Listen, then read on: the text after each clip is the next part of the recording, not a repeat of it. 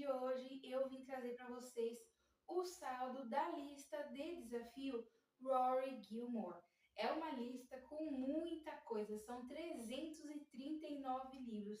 Primeiramente, quem foi o ser desocupado que assistiu a série e toda vez que a menina personagem pegava um livro na mão, a pessoa ainda ia anotando? Se eu não me engano, são bastante temporadas. Haja tempo, né, de vida para estar fazendo uma coisa dessa. Eu acho engraçado e melhor que a pessoa somos nós leitores, que a gente vê uma lista desse tamanho e resolve, nossa, e se eu me desafiar a ler o máximo que eu conseguir disso? É uma ideia realmente incrível. Eu vou criticar e vou fazer igual. Bom, naturalmente, muitos livros que tem nessa lista são clássicos, então é muito provável que sem querer, sem nem saber que essa lista existe, e aliás ela vai estar na descrição e no primeiro comentário fixado, naturalmente você percebe que, eita, esse livro que está aqui eu já li, aquele outro também. Eu ainda não comecei o desafio, mas sem saber eu já estava participando, porque eu já li alguns.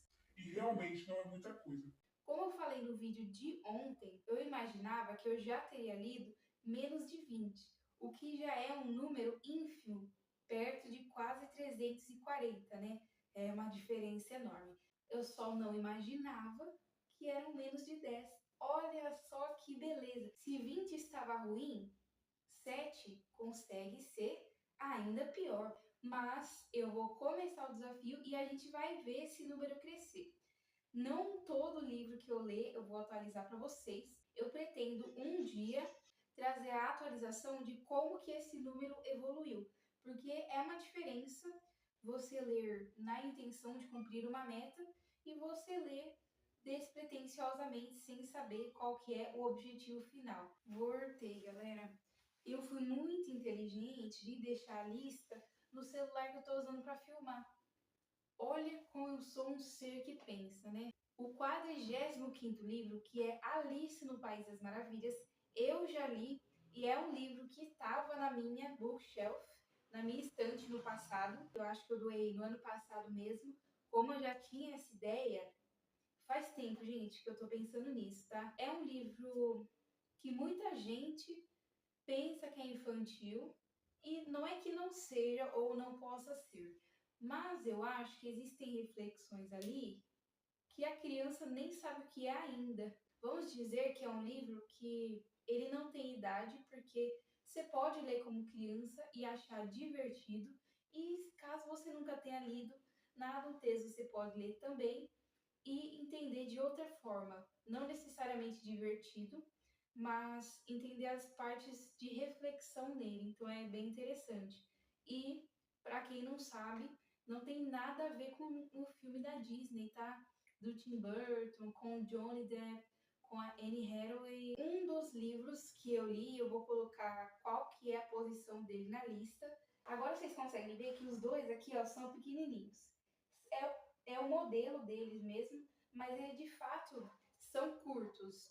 Esse aqui está escrito, porque é uma edição bem antiga, Os Três Espíritos no Natal, que hoje em dia o título do livro em português é Um Conto de Natal. Em inglês é a Christmas Carol, que na verdade é outra coisa, é uma canção de Natal. Mas enfim, isso é uma coisa que vocês podem observar caso vocês acessem a lista, tá? Tem títulos ali que, como são da época da série, eles já não são encontrados mais do mesmo jeito, então pode dar uma confusão caso você queira procurar para comprar.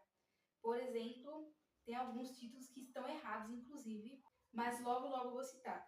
O autor é o Charles Dickens. Eu li ano passado e foi uma coincidência, né? Porque eu já tinha escutado falar dessa lista, já tinha lido ela, mas eu nem lembrava. É tanta coisa que a gente não se lembra da maioria, mas eu já tinha noção que 80% é clássico e uns outros nem tem tradução no Brasil porque só foram lançados nos Estados Unidos e provavelmente não são livros tão famosos assim para ter publicação internacional. Esses outros 20%, para mim, já estão eliminados. Esse livro aqui eu já conhecia a narrativa porque quando eu era criança eu liguei a TV um dia e estava estava passando um filme de desenho animado que eu não sabia o nome e eu assisti um pouco.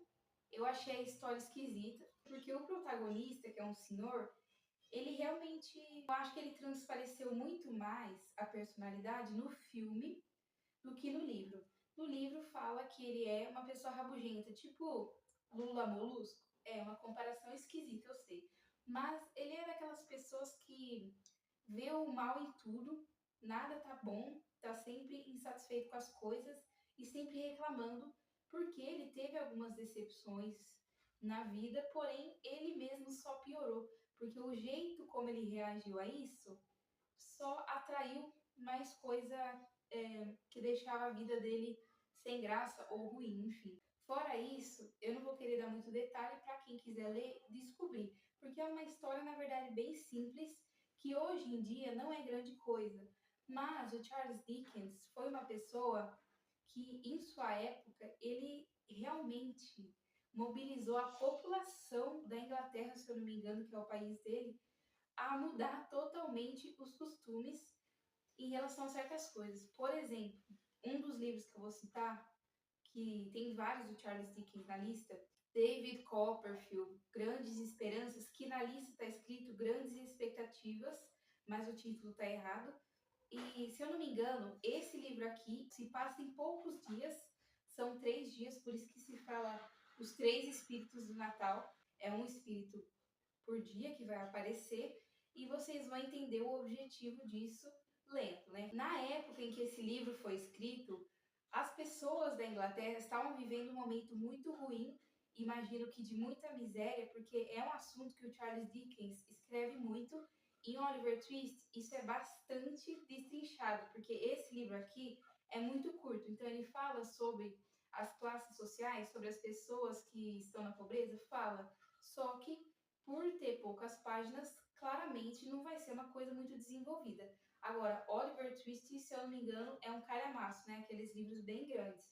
Depois que ele lançou esses livros falando sobre Natal e as pessoas conseguiram acessar, elas reviveram a esperança para o Natal, porque o Natal é uma coisa religiosa, porém naquela época a situação da população estava tão ruim que eles já não tinham mais esperança para nada, nem para comemorar o Natal.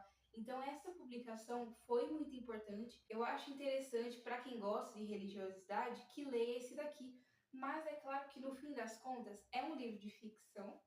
Então, independente se você acredita ou não, se você tem religião ou não, ele vai ser interessante porque ele traz reflexões sobre as classes sociais e sobre o comportamento humano, sobre o que você atrai para sua vida, sobre a positividade ou aquela pessoa que está sempre esperando pelo pior. Esse tipo de debate, que hoje em dia já não é novo, mas ainda vale a pena. Ou, prestem bem atenção, gente, que eu tive que aprender como é que se fala esse tipo de número ordinal, né, que chama primeiro, segundo, terceiro, antes de gravar esse vídeo para ficar bonito aqui para vocês. O 204º livro. Pra quê, né? Que a língua portuguesa tem dessas. É O Diário de Anne Frank. Já era para eu ter lido no ensino fundamental 2, com as LCs que eu fazia com a escola. Eu acho que eu falei sobre isso, talvez no Bookshelf Tour, se não foi no vídeo Organizando a Estante, que vai estar o link aqui para vocês, como vocês já sabem. Mas naquela época eu não tive coragem, porque eu sabia que ia ser um livro triste e eu não estava querendo ler essas coisas naquele tempo. Eu adiei o máximo que eu pude. Mas depois, no ensino médio, a gente teve a proposta de fazer alguma atividade relacionada a livro. E aí eu pensei, bom, essa é a oportunidade agora. Eu quero ler esse livro, faz muito tempo, só que eu não tenho coragem. E eu vou aproveitar para fazer um trabalho, mas eu vou fazer um trabalho de escola muito bem feito. E quando eu me propus isso, eu cumpri.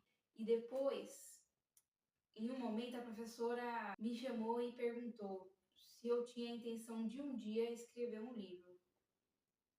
Bom, é claro, né? A maioria dos leitores que são muito apaixonados por isso, a maioria, no fundo, vocês sabem disso, a maioria sempre pensa em um dia fazer isso, né? Eu penso muito desde que eu era criança e eu sempre tenho ideias e vou anotando. Bom, o resto é segredo, né? O resto é segredo. Um dia vocês vão saber. Eu acho que vocês já sabem do que se trata, né? Coisas que eu também não posso falar aqui, porque o YouTube vai pegar, ó, e vai derrubar o vídeo se eu falo. Mas foi coisa que aconteceu no século passado, um regime político autoritário que também envolvia, de certo modo, embate entre religiões e as pessoas eram marginalizadas propositalmente por causa de um querido que estava falando e estava convencendo todo mundo a fazer. E, gente, aquela pessoa naquela época já sabia o que era marketing, já tinha ideia. Não tinha a palavra, eu imagino, mas aquela pessoa sabia como usar a mídia. O 213º, eita, é O Médico e o Monstro. Esse livro eu já tinha lido antes, também em LC com a escola, li de novo algumas vezes. Na primeira vez que eu li, ele não me surpreendeu. E naquela época, eu tinha uma ansiedade de querer ser surpreendida pelo livro, e se ele não fazia isso, eu ficava nervosa, porque eu sentia, eu não acredito, porque eu podia ter lido outro livro ao invés desse e aproveitado as minhas horas melhor. Eu poderia ter sido pega de surpresa por outro título e eu perdi tempo com esse daqui. Eu ficava muito nervosa. Aquele dia eu fiquei revoltada quando cheguei no final do livro e não era o que eu queria. Hoje em dia eu percebo que não é sobre isso. O livro, ele não tem que reinventar a roda. Não precisa. Basta ele ser bom, porque também vamos combinar que tem cada coisa. Esse é um livro que, de fato, hoje em dia ele perde sim o efeito. Eu não vou mentir para vocês, não vou falar. Para quem é iniciante, pode ser que a pessoa se surpreenda, mas para quem, por exemplo, é acostumado a assistir filmes e séries, só não é acostumado a ler, a pessoa vai ler e ela vai perceber que não é um grande plot twist, não é uma reviravolta que você nunca viu antes. Não é esse tipo de livro. Mas pode ser que funcione. Agora, que a reflexão dele é atemporal, isso com certeza. Aí eu também não posso reclamar nessa parte. Depois, quando eu reli, eu aprendi a valorizar esse livro, sabe? Dar o devido valor a ele, porque ele merece, ele não é um clássico à toa. O 222º é O Retrato de Dorian Gray. Mais um livro também que não é de grande plot, porque é um livro antigo, do século XIX. Quanto mais antigo, menos surpreendente. Porém, o que é engraçado, gente, é que as coisas não mudam. Pode ser que o plot twist não seja grande coisa agora, como foi na época que esse livro foi até censurado porque ele era tão inovador que a cabeça das pessoas não aguentava. O que era errado que as pessoas faziam naquela época continua sendo feito agora. Então é isso que é engraçado quando você lê um clássico. Você percebe que um livro da antiguidade, gente, da Grécia, que foi feito há milhares de anos atrás, agora sendo um exemplo, por exemplo, as peças que eram feitas antes mesmo de Shakespeare, esses livros continuam falando sobre como o ser humano age errado, pense errado e continua igual. Isso não mudou. Eita, complicado, né? Mas é importante para ver se as pessoas percebem e talvez justamente vendo que em milhares de anos o ser humano continua igual em certos aspectos, quem sabe assim as pessoas se tocam e decidem mudar de uma vez. O 232º é Orgulho e Preconceito. Eu já imaginava que eu fosse encontrar Jane Austen nessa lista e vai ter mais um título, na verdade mais dois, e eu pensava que ia ter mais, inclusive, né? O caso desse aqui é Orgulho e Preconceito. Esse foi um livro que eu primeiro errei, porque eu assisti o filme antes de ler, porque às vezes eu enrolo. Gente, quando é livro sobre romance romântico, que, ai, fica enchendo o saco o livro inteiro até o casal ficar junto, eu enrolo muito. Porque é chato. Imagino que vocês já saibam como que é, né? Esse é um livro sobre diferenças de classes sociais e como na época, principalmente, isso intervinha muito. Hoje em dia acontece? Claro que acontece. Só que o jeito que é tratado no livro não é exatamente como acontece na vida real, né? No caso, as duas classes sociais se encontram, eles têm sim sentimentos um pelo outro, só que o que separa eles não é a classe social, é a repulsa pela classe social do outro. Agora, na vida real, geralmente o que acontece é que pessoas da classe alta nem encontram por aí, porque elas não frequentam os mesmos lugares, pessoas da classe baixa. Essa a realidade do que acontece. Mas, enfim, aí é representada uma situação rara, né? O último, 262º, isso mesmo, também é da Jane Austen, Razão e Sensibilidade. Mais um que eu achei chato. Esse livro eu achei chato porque ele tem um certo plot twist, que é legal, assim. O jeito que enrolou para contar logo foi isso que me irritou. Porque demorou demais, sabe? E tudo isso não posso dar detalhe, porque para quem não leu vai ficar sem graça depois. O outro livro que temos aqui é Romeu e Julieta. Até hoje eu não li. Ai, gente, Shakespeare é uma coisa, viu? A gente já sabe que a gente vai encontrar muito drama, linguagem difícil, porque é uma linguagem antiga que não foi atualizada. Dificilmente, né, as pessoas fazem uma versão atualizada da linguagem de obras de literatura. Então eu sei que eu vou ter uma trabalheira para ler esse daqui, como qualquer outra coisa do Shakespeare, né, que não vai ser fácil. Mas, para mim, é importante porque é texto teatral. Eu trabalhei com isso e pretendo continuar, então, olha, é praticamente uma lição de casa que eu devo fazer. Esse livro eu ainda não li, mas está na minha lista, porque eu dividi a lista em várias partes, e uma das partes é livros que eu quero ler e tenho acesso, porque existem livros que eu quero, mas para eu conseguir eles, só assim, caso de coincidência mesmo de aparecer na minha frente. Acho que todo mundo já sabe, né, sobre o que é esse livro aqui, sobre um casal que se apaixona, mas é aquele romance proibido porque eles não têm aprovações das outras pessoas, né, das famílias. E se eu não me engano, as famílias elas já têm o histórico de não se gostar. Então é por isso também, provavelmente, que eles não recebem a bênção, ou enfim, eles não são aprovados em relacionamento. Mas hoje em dia a gente vê que também tem outras questões envolvidas, né? Tem uma diferença de idade muito grande, é uma situação meio esquisita também, mas naquela época, gente, ninguém ligava para isso, né?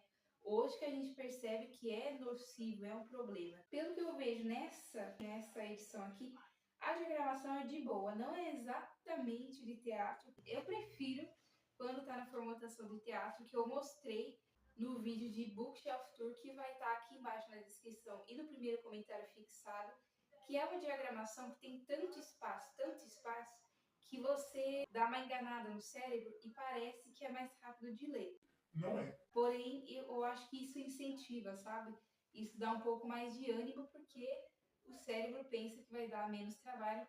E vamos ser sinceros, quando a pessoa não tem o hábito de ler, a pessoa muitas vezes desiste porque a leitura dá trabalho e demanda tempo. Como eu falei que ainda ia ter Jane Austen na lista, nesse caso eu ainda não li, mas eu tenho acesso, então eu já coloquei na lista de que eu quero e provavelmente vão ser os próximos. Emma, também da Jane Austen. Outro que eu imagino que vou ler em breve vai ser o Mágico de Oz, porque eu já coloquei na lista de TBR da Outono Dark, que vocês podem ver pelo link aqui embaixo ou no primeiro comentário fixado. Gente, vocês sabiam que tem livro do Stuart Little? Juro, esse filme é uma grande bobagem, né? O Estranho, de Stuart Little, que eu não li, mas eu assisti o filme, de um monte de criança que tinha no orfanato, o casal vai lá e adota um rato. É sério, gente. Primeiro que ninguém quer rato nem de bicho de estimação. É muito difícil alguém querer, né? Tanto que é considerado um animal exótico. Agora, você vai adotar um filho, você quer um rato? Ah, é brincadeira, né? Isso só deixa a narrativa mais caricata, gente. Não parece ser verdade que alguém teve coragem de escrever isso, né? Mas eu também não sei se o livro é tão diferente do filme. Talvez o livro explique melhor. Talvez não seja bem assim, mas que é esquisito é. Por enquanto, a minha lista é essa. Ela é uma lista humilde, pequenina, contida, mas ela vai crescer. Por enquanto, essa é a primeira parte do vídeo e eu trago a segunda parte e talvez mais com atualizações daqui um bom tempo. Até mais!